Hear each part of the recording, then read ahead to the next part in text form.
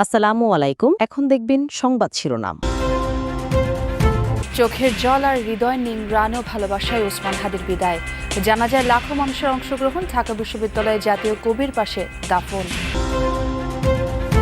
মানিক মিয়ার জনসমুদ্রে বিভেদ ছিল না দল মতের। হত্যাকারীদের গ্রেফতার ও দৃষ্টান্তমূলক সাজা দাবি। মানুষের বুকে থাকবে হাদি, বললেন প্রধান উপদেষ্টা। হত্যার বিচার দাবিতে শাহবাগে ইনকিলাব মঞ্চের অবস্থান। অগ্রগতি জানাতে সরকারকে রোববার বিকেল 5:15 পর্যন্ত আলটিমেটাম। ওই রাজ্য সৃষ্টি করে নির্বাচন পেছানোর সুযোগ নেই, বললেন সালাউদ্দিন। পরিস্থিতি ঘোলাটে করতে হত্যাকাণ্ড ঘটিয়েছে দেশবিরোধী চক্র, মন্তব্য মির্জা আব্বাসের। এতক্ষণ শুনছিলেন সংবাদ শিরোনাম, এখন দেখবেন বিস্তারিত। স্মরণকালের সবচেয়ে বড় জানাজায় লাখো জনতার অংশগ্রহণে সম্পন্ন হল ইনকিলাব মঞ্চের মুখপাত্র ও 24-এর গণঅভ্যুত্থানের অন্যতম নেতা শরীফ ওসমান হাদির জানাজা। নামাজের প্রথম কাতার জাতীয় সংসদের দক্ষিণ প্লাজায়, শেষটা ছাড়িয়ে যায় খামারবাড়ি ও আসাদ গেট এলাকা। জনতার ভালোবাসা আর চোখের জলে সিক্ত হয়ে হাদি যখন ছুটলেন শেষ গন্তব্যে, তখন লাখো জনতার কণ্ঠে হাদি হত্যার বিচারের দাবি। এমন জানাজার নামাজ কে দেখেছে কবে? ইনকিলাব মঞ্চের নেতা শরীফ ওসমান হাদির ইচ্ছে ছিল মানুষের ভালোবাসা জিতে সংসদে যাবেন। হাদি সেই সংসদে এলেন, সাথে লাখ লাখ মানুষের ভালোবাসাও। কিন্তু ওসমান হাদির নিথর দেহ তখন কফিনে বন্দী। জাতীয় সংসদ ভবনে শরীফ ওসমান হাদির জানাজায় অংশ নিতে আসে লাখ লাখ জনতা। জাতীয় সংসদ ভবন থেকে শুরু, রাজধানীসহ দেশের বিভিন্ন প্রান্ত থেকে উপস্থিত ছাত্র জনতার ঢল গিয়ে উপচে পড়ে মানিক মিয়া অ্যাভিনিউ, খামারবাড়ি, আসাদ গেট এলাকা পর্যন্ত।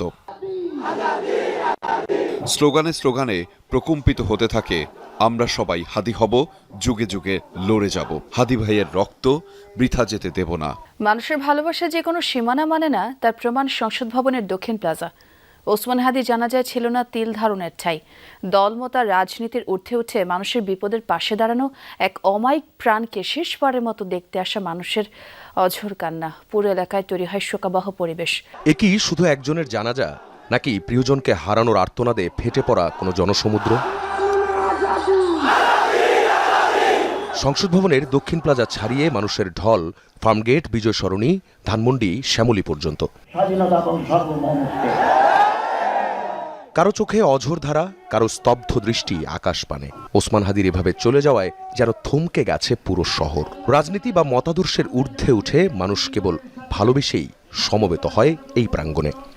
আমার মনে হয় কি পুরো নিজের ভাই মারা গেছে, মানে এত আমাদের কষ্ট লাগছে। হাদি ভাই আমাদেরকে শিখিয়েছেন কিভাবে মাথা উঁচু করে বাঁচতে হয়। তার কাছ থেকে অনেক কিছু নেওয়ার ছিল, আমাদের তার কাছ থেকে শিখতে হবে, বা তার যে আদর্শগুলো ছিল সেগুলো আমাদের ধারণ করতে হবে। আমাদের মাঝখানে যে আল্লাহ রাব্বুল আলামিন যে হাদিকে দিয়েছিল, এই হাদি যুগে যুগেও সৃষ্টি হবে না। আজাদের জন্য সে লড়াই করছে, আমরা চাই সে চির অমর হয়ে থাকুক। হাদি ভাই অনেক হাদি তৈরি করে গেছে। আল্লাহু আকবার। কাঁধে কাঁধ মিলিয়ে দাঁড়িয়েছেন ধনী দরিদ্র, চেনা অচেনা সবাই। এই যে ভালোবাসা, এই যে অশ্রু, এ তো আর একদিনে অর্জিত হয়নি। মানুষের বিপদে পাশে দাঁড়ানো আর অমায়িক ব্যবহার দিয়ে হাদি জায়গা করে নিয়েছিলেন লাখো মানুষের হৃদয়ে। আজকের ওর সন্তানের চেহারার দিকে তাকানো যায় না। আজকের আমার মা প্রায় পাগল হয়ে যাচ্ছে, জ্ঞান হারিয়ে ফেলছে। আমার ভাই বোন তোরে পাগল হয়ে যাচ্ছে। আমার 6 ভাই বোনের মধ্যে সবচেয়ে ছোট ছিল শরীফ ওসমান হাদি। আজকের তার লাশ আমার কাঁধে বহন করতে হচ্ছে। শেষ বিদায়ের মুহূর্তে ওসমান হাদির বড় ভাইয়ের বক্তব্যে যেন আর চোখের পানি ধরে রাখতে পারেনি কেউই। লাখ লাখ মানুষ যখন তার মাগফিরাত কামনায়, তখন আকাশ বাতাস ভারী হয়ে ওঠে কান্নার রোলে। আমাদের অন্তরের অন্তঃস্থল থেকে তার প্রতি ভালোবাসা, এবং আজকে এই লক্ষ মানুষের যে আয়োজন, সে আয়োজন দেখে আমি আমার জীবনের এই প্রথম আমি এত বড় আয়োজন দেখলাম। কিছু মানুষ মরেও অমর হয়ে থাকেন তাদের কর্মে, মানুষের স্মৃতিতে। ওসমান হাদি চলে গেছেন ঠিকই, কিন্তু রেখে গেছেন এক বিশাল শোকাতুর পরিবার, যে পরিবারের সদস্য আজ এই লাখো জনতা। ভালোবাসা আর অশ্রুসিক্ত নয়নে বিপ্লবীর বিদায়। ওসমান হাদির জানাজায় অংশ নিয়ে প্রধান উপদেষ্টা বললেন, হাদি থাকবেন মানুষের অন্তর জুড়ে। তার চেতনা বারবার মনে করিয়ে দেবে এ জাতি মাথা নোয়াবার নয়, চির উন্নত থাকবে এই জাতির শির। প্রধান উপদেষ্টা বলেন, হাদিকে বিদায় দিতে নয়, এই উপস্থিতি হাদির প্রতি ওয়াদাবদ্ধ হতে। প্রফেসর ইউনুস বলেন, হাদি হারিয়ে যাবে না, তার মঞ্চ নিয়ে এগিয়ে যাবে বাংলাদেশ। ঢাকা বিশ্ববিদ্যালয়ের কেন্দ্রীয় মসজিদের পাশে চিরনিদ্রায় শায়িত হলেন ইনকিলাব মঞ্চের মুখপাত্র শরীফ ওসমান হাদি। জাতীয় কবি কাজী নজরুল ইসলামের সমাধি প্রাঙ্গণেই দাফন করেন তার সহকর্মী যোদ্ধারা। উপস্থিত ছিলেন ওসমান হাদির বিশ্ববিদ্যালয়ের প্রিয় শিক্ষকরাও। প্রিয় বিশ্ববিদ্যালয়, প্রিয় কবি কাজী নজরুল ইসলামের সমাধি প্রাঙ্গণে যখন ওসমান হাদির মরদেহ আনা হয়, বিকেলে সূর্য তখন হেলে পড়েছে পশ্চিম আকাশে। ভেতরে যখন দাফনের কার্যক্রম চলছিল, বাইরে তখন কড়া নজরদারিতে ছিল আইন শৃঙ্খলা বাহিনী। বিশ্ববিদ্যালয় প্রশাসনের সর্বোচ্চ ব্যক্তি, শিক্ষক, ডাকসু নেতৃবৃন্দ ছাড়াও শেষ বিদায় জানাতে হাজির ছিলেন হাজারো মানুষ।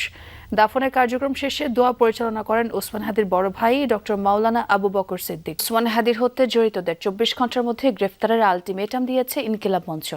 সংগঠনটির দাবি, হত্যাকাণ্ডে কেবল একজন নয়, আরও অনেকে জড়িত রয়েছে, আশ্রয়দাতাও। তাদের সবাইকে গ্রেফতার করতে হবে বলে জানান ইনকিলাব মঞ্চের নেতাকর্মীরা। বলেন, কোনো ধরনের সহিংসতা নয়, সহনশীল ও শৃঙ্খলাবদ্ধ রাজনীতির সূচনা করে গেছেন ওসমান হাদি। সে লক্ষ্য বাস্তবায়নে সবার প্রতি আহ্বান জানান তারা। সরকার দাবি পূরণে ব্যর্থ হলে আবারও শাহবাগে কঠোর আন্দোলনের ঘোষণা দিয়েছে ইনকিলাব মঞ্চ। আগামী 24 ঘন্টার মধ্যে ওসমান হাদিকে যারা খুন করেছে, খুনের পরিকল্পনা করেছে, খুনিদেরকে আশ্রয় দিয়েছে, খুনের সহায়তা করেছে, প্রত্যেককে গ্রেফতার করে বিচারের মুখোমুখি করতে হবে। এবং এই যে বিগত 172 ঘন্টা সরকারের পক্ষ থেকে কি পদক্ষেপ নেওয়া হয়েছে আমরা জানতে চাই। তারেক রহমানের স্বদেশ প্রত্যাবর্তনের আগে দেশের পরিস্থিতি ঘোলাটে করতে দেশবিরোধী শক্তি ওসমান হাদিকে হত্যা করেছে বলে অভিযোগ করেছেন বিএনপির স্থায়ী কমিটির সদস্য মির্জা আব্বাস। অভিযোগ করেন, সরকার বিএনপির সহযোগিতার প্রস্তাব ফিরিয়ে দিয়ে অপশক্তির সাথে হাত মিলিয়ে এখন দেশ ধ্বংসের চক্রান্তে লিপ্ত। আর সালাউদ্দিন আহমদ বলেছেন, নৈরাজ্য করে নির্বাচন পেছানোর কোনো সুযোগ নেই। ভারপ্রাপ্ত চেয়ারম্যান তারেক রহমানের স্বদেশ প্রত্যাবর্তন উপলক্ষে ঢাকা মহানগর দক্ষিণ বিএনপি আয়োজন করে এই প্রস্তুতি সভার, যেখানে দক্ষিণ বিএনপির নেতাকর্মীদের পাশাপাশি অংশ নেন ধানের শীষের মনোনীত 7 জন প্রার্থী। এ সময় নেতাকর্মীদের শৃঙ্খলার সাথে 300 ফিট সড়কে অংশ নেয়ার নির্দেশনা দেওয়া হয়। বলা হয়, পরিস্থিতি ঘোলাটে হয় এমন সব ঘটনা রুখে দেওয়ার।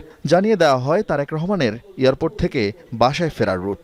কাকলী ফ্লাইওভারের উপর দিয়ে আমরা 300 ফিট হয়ে সেখানে আমরা সমবেত হবে বাংলাদেশের লক্ষ কোটি জনতা।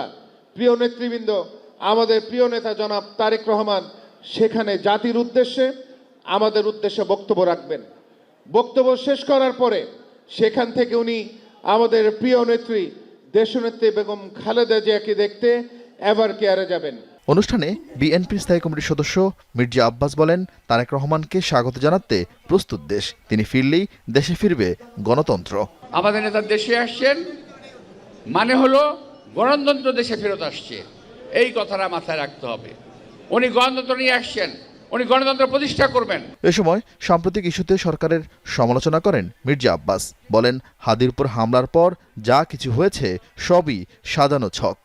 আমাদের নেতা আসবেন, তারা হাদিকে হত্যা করলো, তারপরে পরপর কয়েকটি ধারাবাহিকভাবে কতগুলি ঘটনা ঘটলো। মনে হলো সাজানো একটা ছক। কোনো হঠকারী কার্যক্রম ঢাকা শহরে আমরা হতে দেব না।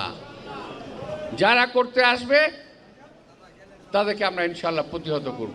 এই সরকার প্রধানের সঙ্গে দেখা করতে গিয়েছি, সহযোগিতার হাত প্রসারিত করেছি, কিন্তু আপনারা সেই সহযোগিতার হাত গ্রহণ করেন নাই। আপনারা দেশ বিরোধী চক্রের সঙ্গে দেশকে ধ্বংস করার নীল নকশায় লিপ্ত আছেন।